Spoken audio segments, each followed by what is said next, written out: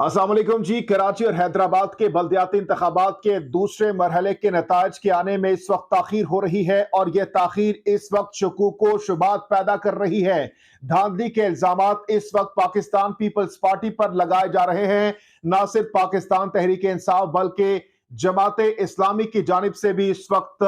इल्जाम लगाया गया है और यह धमकी दे दी गई है कि अगर उनको फॉर्म 11 और 12 ना दिए गए, इंतखाबात के नताज में मजीद ताखीर की गई तो वो पूरे शहर में धरने शुरू कर देंगे और जितने भी पोलिंग स्टेशन हैं उनके बाहर अपने कारकुनों को कह दिया गया है कि वो आए और प्रोटेस्ट शुरू कर दें। और ये धमकी मिलते ही इस वक्त इलेक्शन कमीशन सिंध की जानिब से ये अहकाम जारी कर दिए गए हैं कि जल्द अज जल्द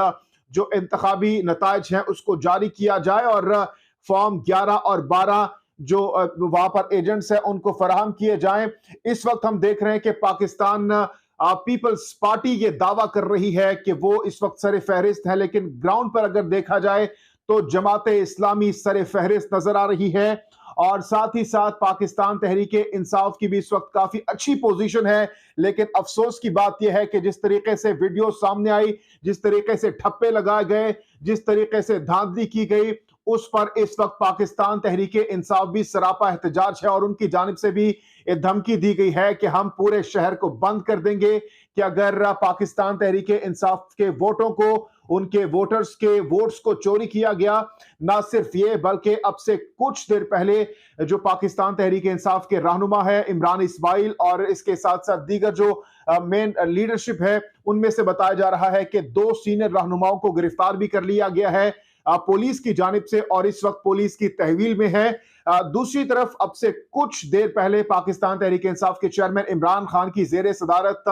जमान पार्क में एक अहम तरीन इजलास हुआ है पाकिस्तान तहरीक इंसाफ का। उसमें इमरान खान साहब ने इस बात की मंजूरी दे दी है कि अब विफाकी हुकूमत यानी पीडीएम की हुकूमत को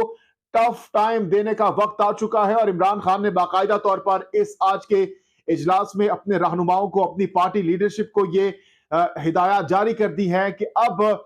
जो विफाकी हुकूमत है उसका हमने टेस्ट करना है, उनको टफ टाइम देना है। ना सिर्फ ये बल्कि इमरान खान साहब की जानिब से ये हिदायत भी जारी कर दी गई है जो पार्टी तंजीमें हैं कि वो जो मजबूत उम्मीदवार हैं उनके उनके नाम फहरिस्तें तैयार की जाएं और उसके बाद उनको जो उम्मीदवार है उनको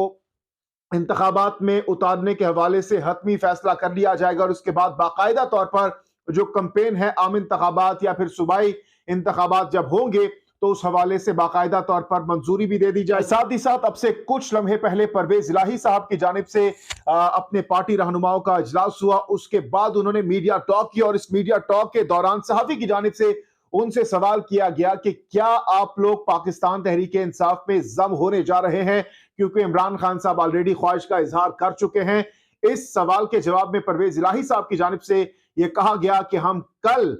यानी पीर वाले दिन अपने जो हमारे एमएनएस हैं, एमपीएस हैं, उनके साथ ये तमाम तर चीजें रखेंगे उनके सामने और फिर हतमी फैसला कल के इजलास के बाद किया जाएगा। इस मौके पर परवेज इलाही की जानिब से यह भी कहा गया कि इमरान खान ने मुझे कहा है कि आप अगर पीटीआई में शामिल हो जाते हैं, जम हो जाते हैं, तो उससे ना सिर्फ पाकिस्तान तहरीक इंसाफ को फायदा होगा बल्कि खुद जो परवेज इलाही साहब है, मुस्लिम लीग काफ है, उनको भी फायदा होगा। और परवेज इलाही ने यह भी कहा कि ये बात जो है मोनिस इलाही को भी बड़ी पसंद है, वो भी चाहते हैं कि हम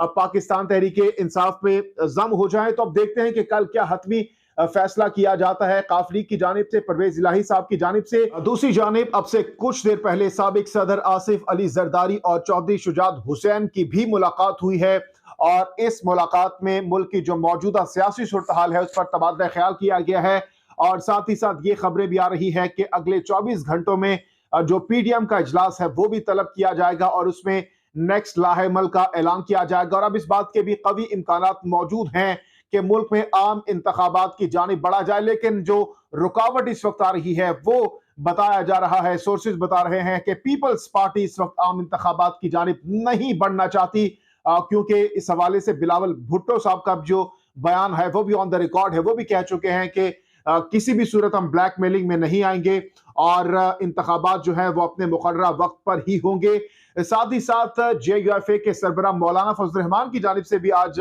खिताब किया गया और उनकी जानिब से भी इस उम्मीद का इजहार किया गया कि जो पुख्तूनख्वा की अवाम है, जो केपीके की अवाम है, वो इस वक्त JUIFA के मुंतजिर है और हमें वेलकम करने के लिए तैयार है। और आज नासिर मूसाज़ई जो कि मुनहरिफ रहनुमा है, उनकी जानिब से पाकिस्तान तहरीक इंसाफ को छोड़ने के बाद अब JUIFA में बाकायदा तौर पर शमूलियत इख्तियार की गई। जबकि दूसरी जानिब जो पाकिस्तान तहरीक इंसाफ के मुनहरिफ अराकीन है, जिनको शो कॉज नोटिस जारी किया गया, उनकी जानिब से आज इमरान खान से मुलाकात की ख्वाहिश का इजहार किया गया और वो चाहते थे कि वो इमरान खान साहब के सामने जाएं, उनको अपनी वजाहत दें कि उनकी जानिब से वोट ऑफ कॉन्फिडेंस के मौके पर क्यों गैर हाजिरी हुई। तो इमरान खान साहब की जानिब से जराए बता रहे हैं कि इनकार किया गया और उनकी जानिब से कहा गया कि वो उनसे नहीं मिलना चाहते। वो जो भी उनका वो जस्टिफिकेशन देना चाहते हैं तो वो असद उमर साहब को दे सकते हैं। तो इमरान खान साहब इस वक्त काफी गम और गुस्से का इजहार कर रहे हैं उन रहनुमाओं पर, उन मुनहरिफ अरकान पर जिनकी जानिब से वफा नहीं की गई इमरान खान साहब के साथ मुश्किल वक्त में। और इसके साथ साथ जो टिकट्स की बात इस वक्त हो रही है, तो इमरान खान साहब का इस वक्त फोकस इस बात पर है कि वो अरकान, वो रहनुमा जिनकी जानिब से मुश्किल वक्त में पाकिस्तान तहरीक इंसाफ का साथ नहीं दिया गया, मुश्किल वक्त में वो बिल्कुल साइड लाइन हुए, उन अरकान के हवाले से भी बताया जा रहा है कि उनको टिकट्स नहीं दिए जाएंगे। और वो अरकान, वो रहनुमा जो कि मुश्किल वक्त में इमरान खान साहब के साथ